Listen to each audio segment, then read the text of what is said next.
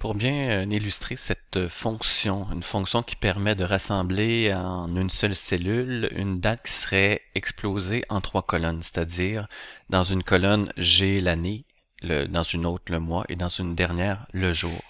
Pour l'instant, ça a l'air un peu ridicule, mais vous verrez que dans votre travail pratique, il va y avoir de quoi intéressant à faire avec ça.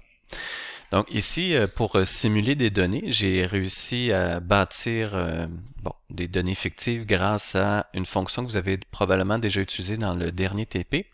Donc aléa entre bornes, donc nombre aléatoire. J'ai utilisé une fonction pour générer aléatoirement un chiffre de 1 à 12 pour le mois, 1 à 28 pour les jours, puis 2018 à 2025 pour l'année.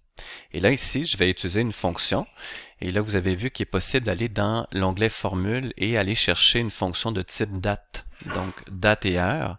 Je peux aller chercher la fonction date. Donc, voyez-vous, ça renvoie un numéro de série qui représente la date dans le code de date et heure de Microsoft Excel. Ça ne dit pas grand-chose, mais on peut en savoir plus ici. En cliquant là-dessus, j'ai l'aide qui va apparaître sur le côté. Sinon, vous vous rappelez qu'on est capable d'insérer une fonction, puis là j'ai recherché la catégorie, je vais remonter un petit peu ma fenêtre, la catégorie date et heure, date, donc voyez-vous avec l'aide toujours, donc peu importe la façon que je vais utiliser, pour l'instant je vais dire OK là-dessus. Il s'agit dans mes différents paramètres. Donc cette fonction-là, que vous pouvez voir la syntaxe dans la diapositive PowerPoint, se sépare en 3 paramètres. On veut savoir l'année, le mois, le jour séparément. Donc ici, je clique année, je choisis mon année, le mois, ceci, et le jour, ici. Donc ça donne un numéro de série. Si je dis OK là-dessus, et puis, si on est chanceux, ben Excel va deviner que c'est une date, donc il va appliquer le format date. Si ce n'est pas le cas, il s'agit d'aller le changer. Et je vais recopier jusqu'ici. Donc, voyez-vous, j'ai réussi à former ma date ici, 3 mars 2021, grâce aux 3 cellules séparées. Et puisque ce sont générées, les dates qui sont ici sont générées aléatoirement, si je fais la touche F9, vous voyez que ça fonctionne toujours. Donc, je le recommence aussi parce que c'est bien de le savoir à la main. Donc, savoir les fonctions à la main, ça va vous aider beaucoup à accélérer votre développement de travail. Donc, égal, date, tabulation. Donc, la touche tab, c'est la touche à gauche de la lettre Q, tab.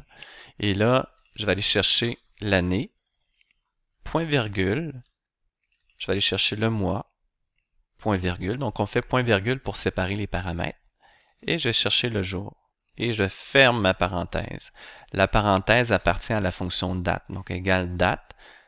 Toutes les fonctions viennent avec des parenthèses, donc ça n'a rien à voir avec les opérateurs, les calculs de formules simples avec parenthèses et priorité des opérateurs, ça n'a rien à voir. C'est vraiment une fonction a un nom et a ses parenthèses. Voyez-vous, on a même la syntaxe en bas. Donc, voyez-vous, si j'efface un peu ma fonction, j'efface. Voyez-vous, il me dit, va chercher l'année. OK, je vais chercher l'année. Puis là, va taper un point virgule, c'est ce que je fais. Ah, là, il me dit c'est à moi qu'on est rendu. Moi, point virgule, t'es rendu à jour. Excellent. Et je ferme la parenthèse pour que ça fasse comme dans la syntaxe. Et encore une fois, je recopie jusqu'en bas. Donc, vous pouvez essayer la même chose, voir si ça fonctionne bien.